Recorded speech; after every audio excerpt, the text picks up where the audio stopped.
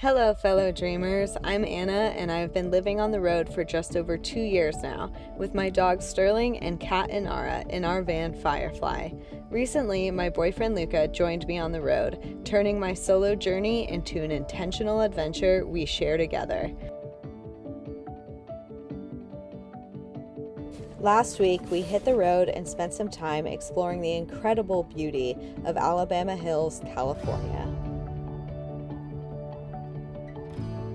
Sadly, the fires in the west are only getting worse, so we had to change our plans and are currently heading north through Central California. Hey everybody, welcome back. So as you just saw, we are kind of changing plans and in the midst of a big rework of our trip here because all the California national forests are closed. So we are right now parked on the side of the road just figuring out where we're gonna go. And really looking for some good internet because tomorrow I have about an 8-hour work day. There's not a ton of boondocking in the wine district, so I'm going to try to use our Harvest Host app, which I have used before on here, and I will include a link to down below. You can stay at wineries, breweries, golf courses. I'm going to make some phone calls. Jessie's Winery. Hi, I'm calling from Harvest Host. So I was wondering if you had any spots available tonight. Yeah, we do. You just have to arrive before 5.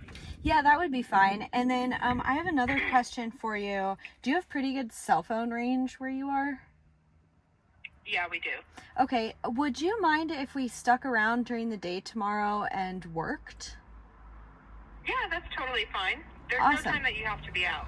Okay, that's amazing. Thank you so much. If you feel like you needed to stay another night, that's okay as well. Thank you so much. That's so kind of you. Yay! We have a spot at Jessie's Grove Winery in Lodi, California. So just gonna make our way there and enjoy the ride along the way.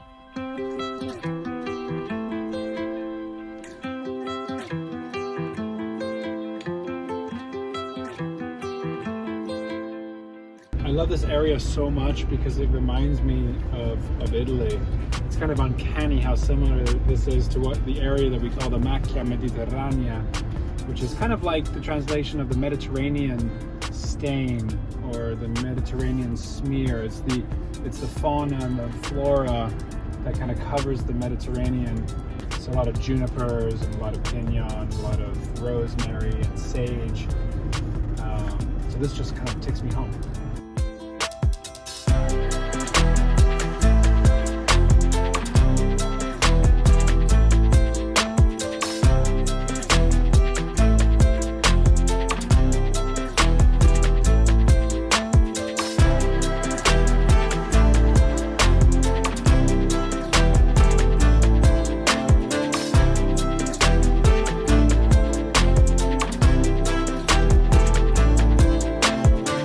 Look, and the cypress trees. I tell you, it's like Italy. The olives, the cypress trees, the oaks, and all the other stuff we were talking about before. It's just, love it.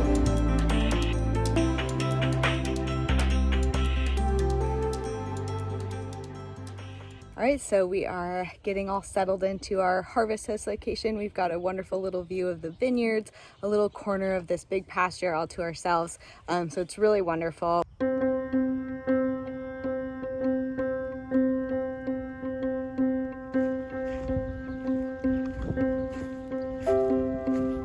We do like a very cozy camp around here.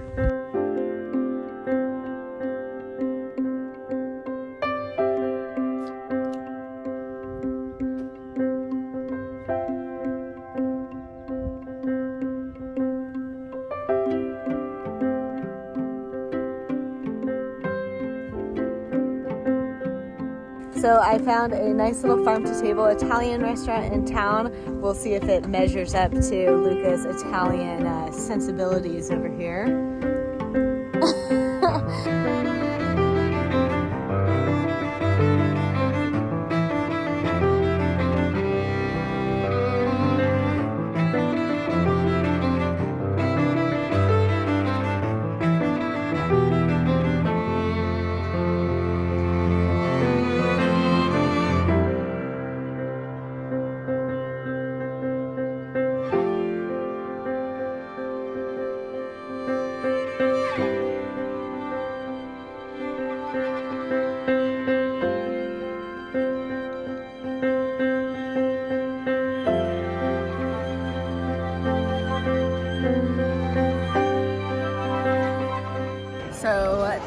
the Michael David Petit, and it's right from this area. Michael David Winery is right here, and it's one of my favorite wineries. So very excited to be at its like home location.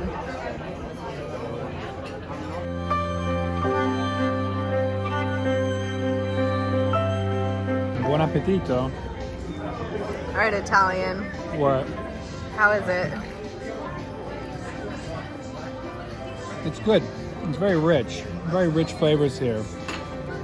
So I think, you know, in Italy, the flavors tend to be a little bit more delicate. I find in the States, Italian restaurants tend to, it's almost like overdo it. So it's very good. It's just a little, it's kind of rich, but it's very good. So they have basil growing, and we just keep sneaking little parts of the basil to eat with our meal, and we kind of feel like the woods people come into a nice restaurant and are just like eating the decorations.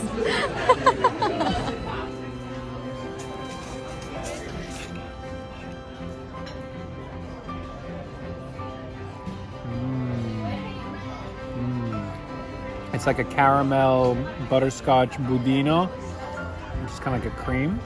It's very good. So overall, happy? Very happy. Very good dinner. Very good.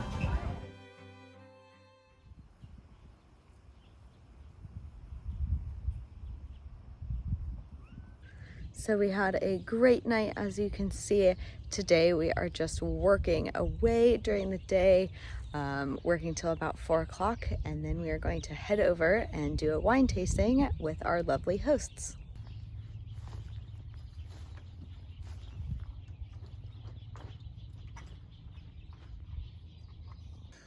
Well, that was kind of an intense day. We had the T-Mobile hotspot just completely died, stopped working. Anna is so awesome that she was able to turn on the booster and get the booster all set up, which gave me 3 bars.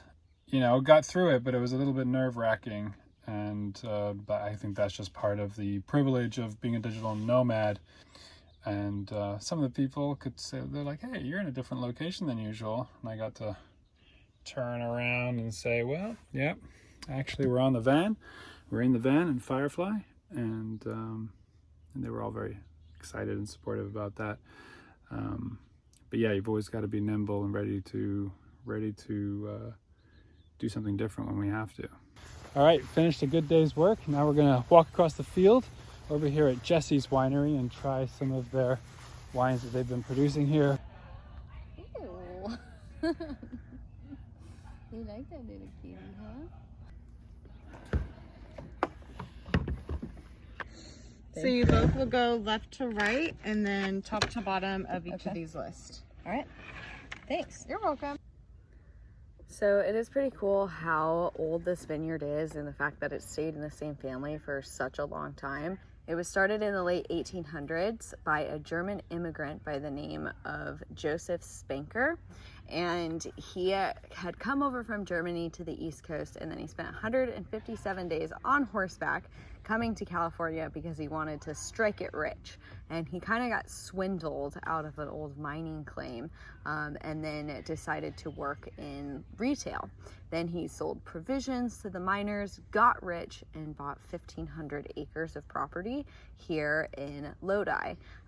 So at that point, he started the vineyard. It stayed in the family. His daughter, Jessie, really beefed it up and made it a lot better. And she is the one that the vineyard is named after. So this was all in the late 1800s. In fact, this whole area in Lodi is really well known for these old vineyards. It's been around forever. By 1899, this whole place was just completely populated with vineyards, which was a departure from the previous crop of watermelons that it was super, super famous for. Back in 1886, Joseph planted this little 25-acre vineyard that is now this incredible winery. And he actually planted a type of grape that he thought was really cheap. And then in 2003, they discovered that it was actually a Cinsault grape from southern France, which is a really coveted grape. And this might be some of the oldest vines of this type of grape in the entire world. So that is this wine right here, is made from that type of grape. So going to give it a little bit of a try.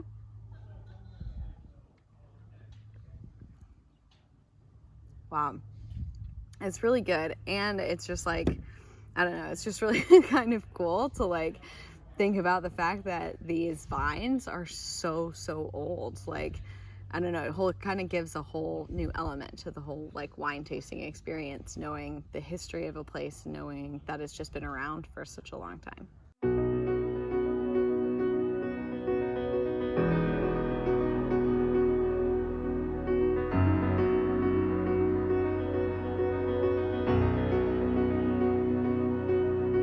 The sun falls upon me, kissing my face as I awake from sleep. Days have their odors, still marching on, no matter what life might bring. Calm the storm.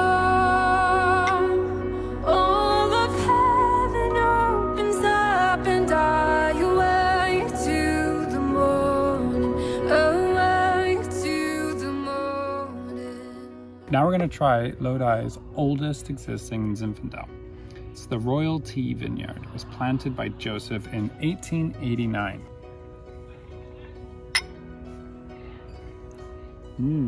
Very floral.